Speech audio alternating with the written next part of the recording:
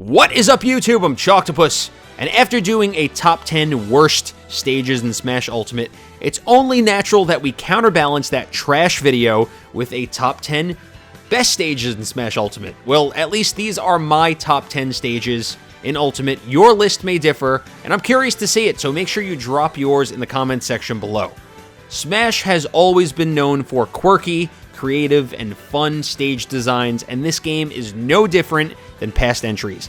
Now keep in mind that all stages are going to be judged based on original forms and not their Omega or Battlefield counterpart. Hazards on, flame shield up, let's do this. However, before we get started, if you are new to the channel, please consider subscribing. I'm trying to hit 20K by the end of the month and 100K by the end of the year, and I need your help.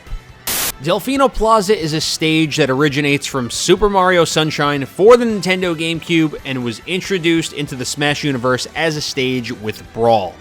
Now, I have always loved Super Mario Sunshine, despite what some other people may say about it, unless you're also a Sunshine lover, in which case, you're a person of culture. I don't know, there's just something about sunny Delfino Plaza that brings a smile to my face, not to mention taking a trip to other locations around the island, like Bianco Hills, is always nice. I don't know if we'll ever truly get a sequel to Super Mario Sunshine, but I can dream.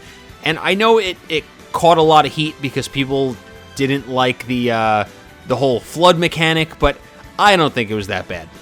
I skipped over New Super Mario Bros. 2 because it just seemed like a rehash of the first, kind of like the lost levels to Super Mario Bros. However, the whole gimmick of the game was a giant coin rush. Golden coins everywhere, flowing out of every orifice, and yeah, you get the point.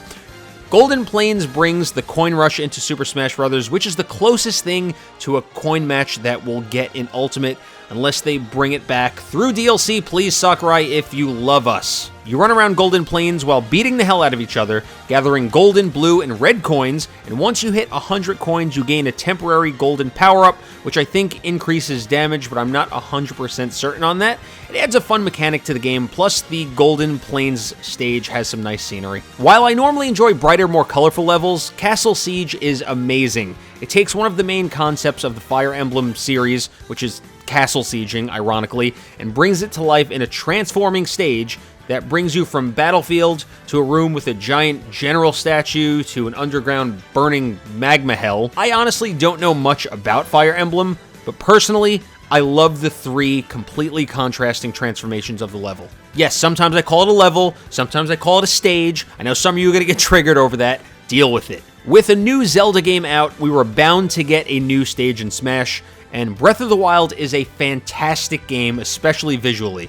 I remember turning on Breath of the Wild for the first time, not that it was that long ago, shut up, I'm a nostalgic person.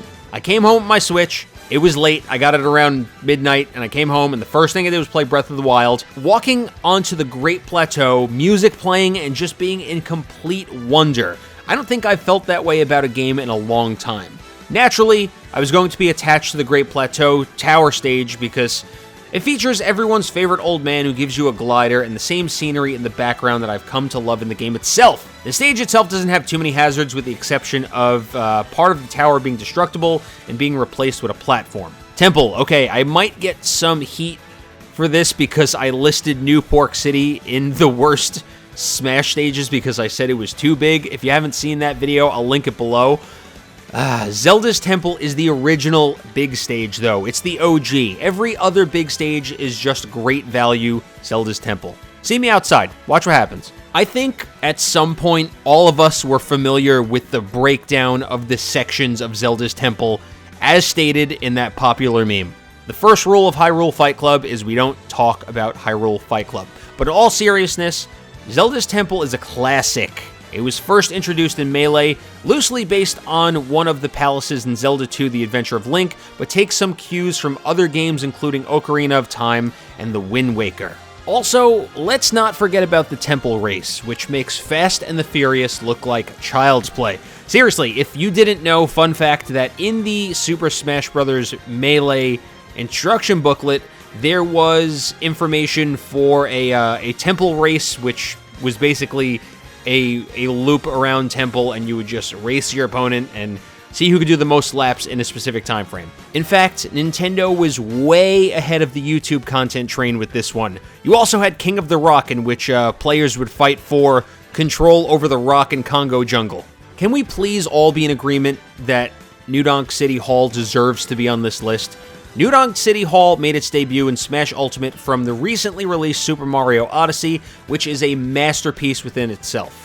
As you climb the tower, you can trigger different musicians to play the Jump Up Superstar theme, which is my favorite part of the level, just like you would run around in Super Mario Odyssey to collect all the musicians to play for the big finale. I'll keep this spoiler-free if you haven't played Super Mario Odyssey, but the New Donk City finale had me feeling all kinds of feelings when I played through it for the first time. Such a good game. Sometimes simpler is better, and Smashville is a classic and the first Animal Crossing level to enter the mix back in Brawl. Not only is it bright, colorful, and cheery, but the level is dynamic and responds to the console's internal clock, which is awesome, and that's based on what Animal Crossing does in the series. It actually blew my mind the first time that I played it in Brawl. Now, Smashville must have been one of my most played stages back in Brawl. Before we had fancy schmancy Omega and Battlefield forms for every stage, there's a lot of Animal Crossing characters that also make cameos in the background, including Tom Nook, Timmy and Tommy, Blathers, and a special appearance concert from KK Slider if you play between 8 p.m. and 10 p.m. on Saturdays. And I've been to so many KK Slider concerts that I may as well be a groupie at this point. Yoshi's Island, another classic. I remember getting Yoshi's Island for Christmas back in 1995. Yeah, I'm that old. While Yoshi's Island was one of the last major games to come out on the Super Nintendo, it was also one of, if not the best looking game on the console. Everything about it is perfect, from the hand-drawn art to music, and it all carries over very well into Smash. Yoshi's Island also made its debut in Brawl, but got shafted when it was only in the 3DS version of Smash 4. The stage rotates between beautiful pastel seasons, and you even have a Blargwitch and Fly Guys that appear true to the game. I gotta come clean here. I have never played a Wario Ware game. Well, I have, but I've never owned a Wario Ware game. In fact, I think I neglected Wario too much in my younger years. I've only heard great things about the WarioWare and Wario Land games, and I need to get on that and play them. As for the stage, another one that was introduced in Brawl, and are you starting to see a pattern here? Most of my favorite levels come from Brawl forward. And I guess Brawl had to be good for something, though. Tripping.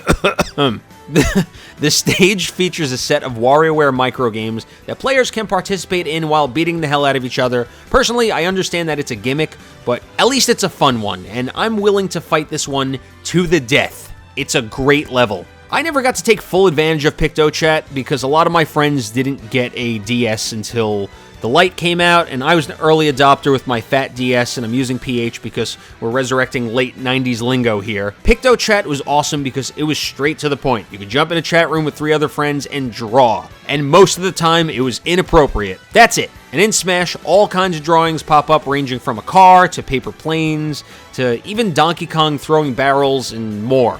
Pictochat appeared in Brawl, and we got the riveting sequel in Smash 4, and the level creativity is a lot of fun, and it's really what draws me in. Going to give an honorable mention to Congo Jungle. I feel like the Donkey Kong Country series was always slept on, despite being great platformers in the 90s, and are really the series that drew my love to DK and pals. The level is simple, and one of the original Smash 64 stages, but I just love the aesthetics. Seriously, can we just stop fighting and admire the damn sunset for 1 second? That's my top 10 list of stages in Smash Ultimate, but I'm curious to hear yours in the comments section below, although I know it's going to be filled with a lot of anger. Drop your top 10 below, and be sure to go check out my video on the 10 worst stages in Smash. And if you're new to the channel, hit the subscribe button. It takes a second, and it's completely free, I promise, and you'll get notifications when I post a new video, just like this one. Well, sometimes you will, but you better go hit that notification bell just to be sure. If you enjoyed this video, kindly beat on that thumbs up button. Show it no mercy. Go follow me on social media, please and thanks. And I have been streaming, and shout out to everyone who has been tuning in, and there's quite a lot of you. We're going to hit Twitch Partner this year. We're going to do it. And if you want to come hang out with us on stream, go follow me on Twitch. There'll be a link in the description below. As always, thanks for the support. Let's try to get to 20K subs by the end of January. Much love, and we'll see you in the next one. Later.